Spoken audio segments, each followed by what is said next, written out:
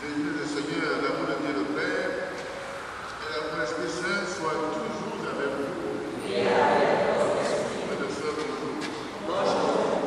Bienvenue à la célébration de tous les matins.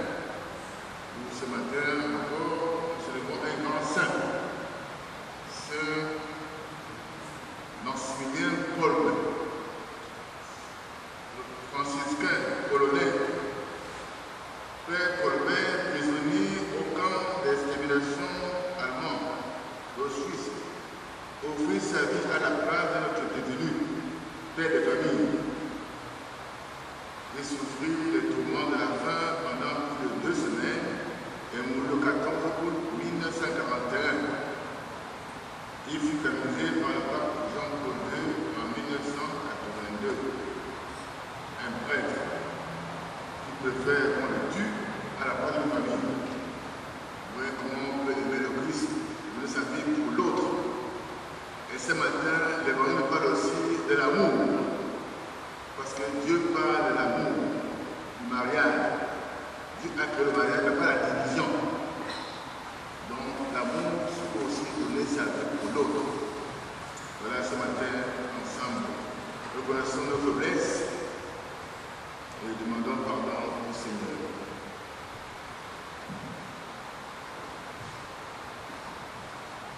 Je confesse à Dieu Tout-Puissant, je le connais devant nos frères et sœurs, que j'ai péché en pensée, en parole, en action et en commission.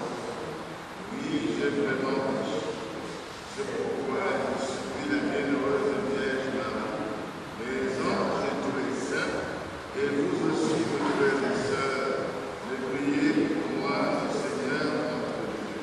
Que Dieu Tout-Puissant nous fasse miséricorde, et qu'il pardonne nos péchés, nous conduise à la vie éternelle.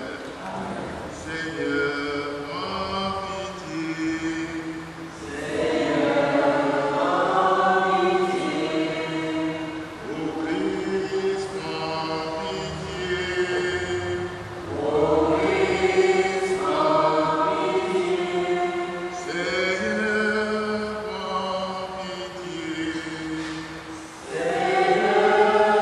en pitié. Seigneur Dieu, tu as mis au cœur de Saint Maximilien Kolbe, prêtre et martyr, un ardent amour pour la Vierge Immaculée, un grand souci des âmes et une vive charité pour le prochain. Accorde-nous à son intercession de nous dépenser pour d'avoir dans le service des autres et ainsi d'être jusqu'à la mort, configuré à ton Fils, lui qui dirait avec toi dans l'unité de cet esprit, Dieu, pour les siècles et siècles. Amen.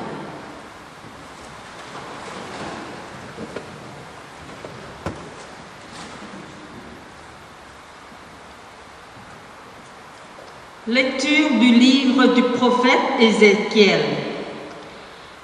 Ainsi parle le Seigneur. Je vais agir avec toi comme tu as agi. Toi qui as méprisé le serment et rompu l'alliance. Cependant, moi, je me ressouviendrai de mon alliance, celle que j'ai conclue avec toi au temps de ta jeunesse, et j'établirai pour toi une alliance éternelle. Tu te souviendras de ta conduite et tu seras déshonoré quand tu recueilleras tes sœurs, tes aînées et tes cadettes, c'est-à-dire Sodome et Samarie, et quand je te les donnerai pour filles, sans que cela découle de ton alliance. Moi, je rétablirai mon alliance avec toi, alors tu sauras que je suis le Seigneur. Ainsi, tu te souviendras, tu seras couverte de honte. Dans ton déshonneur, tu n'oseras pas ouvrir la bouche quand je te pardonnerai tout ce que tu as fait, oracle du Seigneur. Parole du Seigneur.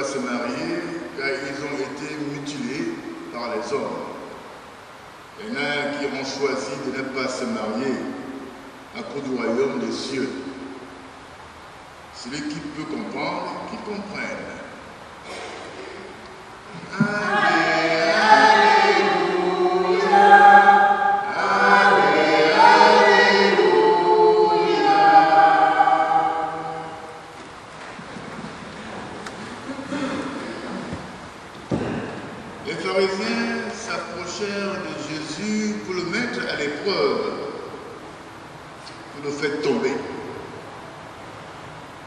Ils demandèrent, est-il permis à un homme de renvoyer sa femme pour n'importe quel motif? Jésus répond, n'avez-vous pas lu ceci? Dès le commencement, le Créateur les fit hommes et femmes. Il dit, à cause de cela, l'homme quittera son père et sa mère, quittera sa femme, tous deux deviendront une seule chair. Ainsi, ils ne sont plus deux, mais une seule chair, dont ce que Dieu a uni, que l'homme ne le sépare pas. Je pense que Jésus est assez clair en ce qui concerne le mariage. Le mariage, c'est depuis longtemps, depuis la Genèse, que Dieu a créé homme et femme. Lorsque l'homme et la femme sont mariés, que personne ne peut se séparer. Mais sachant que Jésus ne parle pas d'une loi à appliquer, mais d'un projet de Dieu. C'est un projet de Dieu, le mariage. C'est Dieu qui l'a proposé, c'est Dieu qui l'a créé, c'est Dieu qui l'a inventé, c'est Dieu qui l'a fondé.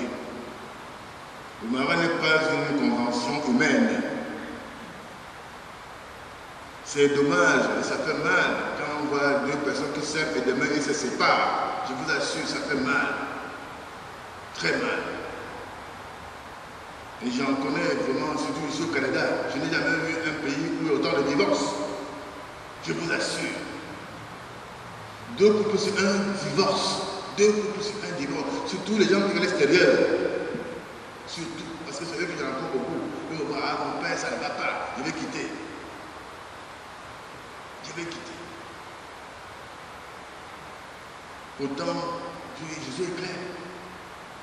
Tu quittais ton père et ta mère, vous ne ferez qu'un, quoi qu'il arrive. Mais on divorce facilement. Surtout à cause de l'argent. Tout le monde travaille, l'homme travaille, la femme travaille. L'argent. L'argent des enfants. Parce qu'ici, on paie les enfants. Alors, c'est ça le problème. Le couple africain, tu le connais, c'est l'argent. Et surtout aussi, ils veulent aussi imiter. Il y en a qui ont fait 10 ans, 15 ans, qui ont acheté une maison avec piscine. Alors moi aussi, il me faut une maison avec piscine. Pourtant, on n'a pas les moyens. Ça fait des problèmes. L'argent. Pourtant, c'est Dieu qui a créé l'union. C'est une alliance divine, un lien d'amour, non pas un lien de papier. C'est une union sacrée, union de cœur, non pas de contrat. Voilà pourquoi il dit, c'est à cause de votre cœur que Moïse vous a permis de renvoyer votre femme. Jésus reconnaît que la loi de Moïse a toléré le divorce. Mais il dit clairement, c'est à cause de votre cœur. C'est donc une concession à la faiblesse humaine. Ce n'est pas l'idéal de Dieu. Dieu ne bénit pas le divorce. Jamais. Un prêtre qui va conseiller un couple divorcé, vraiment, ce n'est pas un vrai prêtre. Il doit tout faire pour que les autres gens restent unis, quoi qu'il arrive. Sauf en cas de meurtre, bien sûr. C'est le seul moment où on peut demander le divorce. Quand il y a quelqu'un qui va mourir, qui va tuer l'autre. Mais pour d'autres raisons, on ne peut pas accepter le divorce. Dieu ne bénit pas le divorce, ni la division. Au contraire, il a guéri. Il fait tout pour guérir les cœurs brisés. Il n'a pas créé le divorce. Il la pardonne. Mais il appelle toujours à l'unité et à la fidélité. À la fidélité. À la compréhension mutuelle. Et surtout que ce que Dieu a uni ne le divise pas. C'est vrai que le mariage n'est pas donné à tout le monde. Il y en a qui sont nés, comme dit l'Évangile, qui sont nés malades, qui ne peuvent pas se marier. Ce n'est pas leur faute. Il y en a qui, à cause de situation, peut-être on les a mutilés, je ne sais pas pour quelle raison, ne pas se marier. Mais il y en a qui s'engagent pour le célibat, comme les prêtres et les sœurs. C'est pour le royaume, comme les mariés. On ne se marie pas seulement pour ça, on se marie à cause de Dieu. C'est un sacrement. C'est un sacrement. l'ordination, comme le mariage, comme la confession, c'est sacrement. On ne peut pas annuler un sacrement. Tu peux dire que tu n'es plus chrétien. C'est trop tard. Un sacrement, c'est indélébile, ça ne quitte plus. Tu peux dire que tu n'es plus prêtre ni religieux, c'est trop tard. C'est un sacrement, ça ne quitte plus. C'est comme ça. Voilà pourquoi tu dois d'abord bien choisir, bien réfléchir. Bien réfléchir. Avant de se marier, ou avant de devenir prêtre, ou religieuse, ou même avant de prendre le baptême. Voilà pourquoi tu dois la réunion des parents avec les parents. Ou bien le baptême, est-ce que tu es conscient que le baptême là, c'est indélébile? Ça ne peut plus quitter après. Même s'il devient musulman, c'est trop tard. C'est un sacrement qui entre, qui ne sort plus. Jésus est clair. Ce que Dieu a uni, que personne ne sépare, frères et sœurs. Il nous appelle au pardon, à l'unité. Quoi qu'il arrive, quand on se marie, comment on s'enrage à l'église, c'est la cause de Dieu, pour le royaume de Dieu. L'amour, c'est un acte concret d'alliance entre Dieu et l'homme. C'est un acte concret d'amour. Ce n'est pas un jeu, ce n'est pas une convention, ce n'est pas le papier qu'on signe. C'est un lien, une alliance, bénie par Dieu depuis les origines. Tu quittes ton père et ta mère, chacun un, à cause du royaume des cieux. Demandons, Seigneur, ce matin, Seigneur, aide-nous vraiment à rester fidèles à notre engagement. Nous avons choisi de nous marier, aide-nous à rester dans notre mariage, quoi qu'il arrive. Tu m'as choisi d'être prêtre, aide-moi à devenir un bon prêtre jusqu'à la fin de ma vie, Seigneur. Toi qui y règnes pour les siècles des siècles. Amen.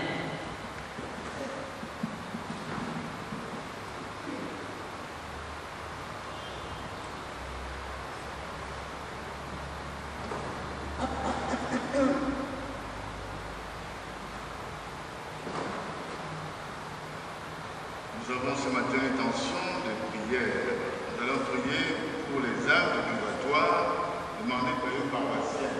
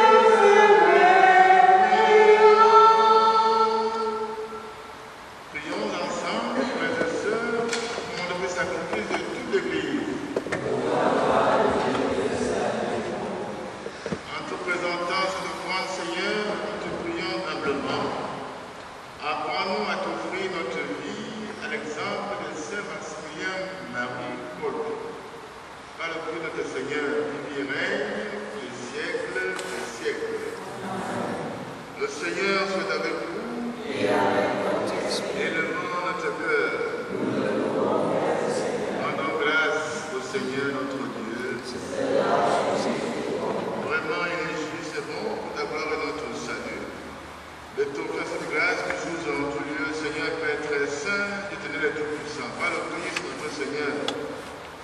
cesses de fortifier ton Église et tu donnes une fécondité nouvelle à la foi admirable de ton témoignage des saints.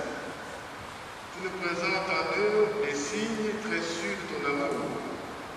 Et pour que s'accomplisse les mystères du salut, le rayonnement de leur exemple nous stimule et leur intercession fervente nous assure un appui. C'est pourquoi, avec les anges et tous les saints, tout le bon Seigneur, nous exultons de joie en proclamant.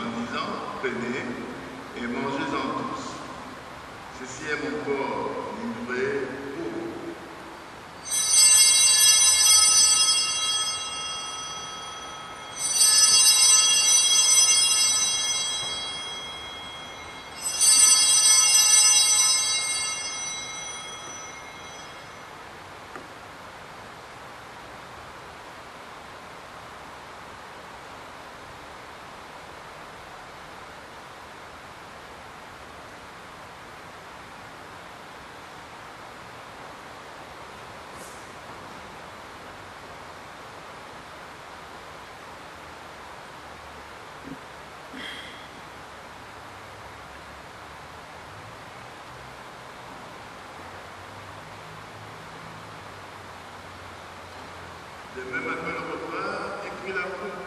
De nouveau, il rendit grâce et la donna à ses disciples en disant, prenez et buvez-en tous. Car ceci est la coupe de mon sang, le sang d'alliance nouvelle éternelle, qui sera versé pour vous et pour la multitude en rémission des péchés. Vous ferez cela en mémoire de moi.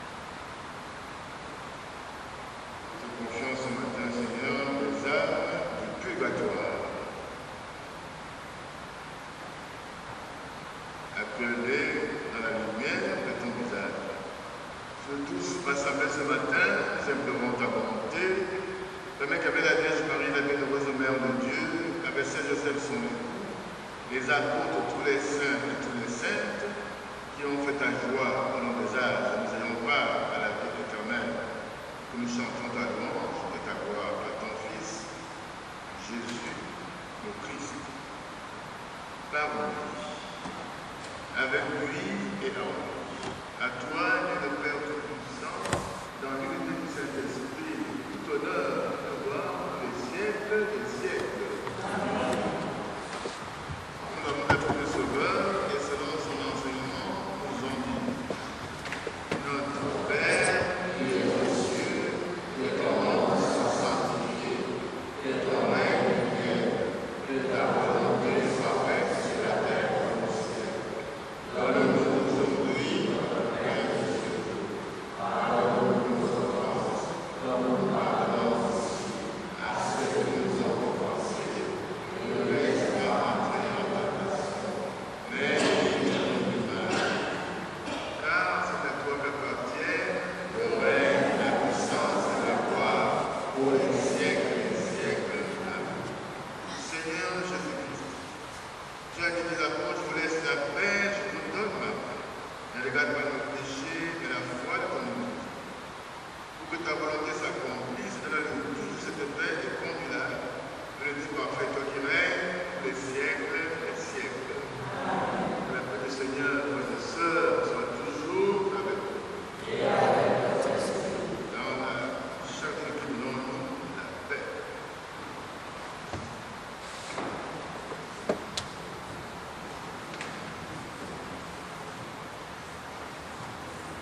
Amen.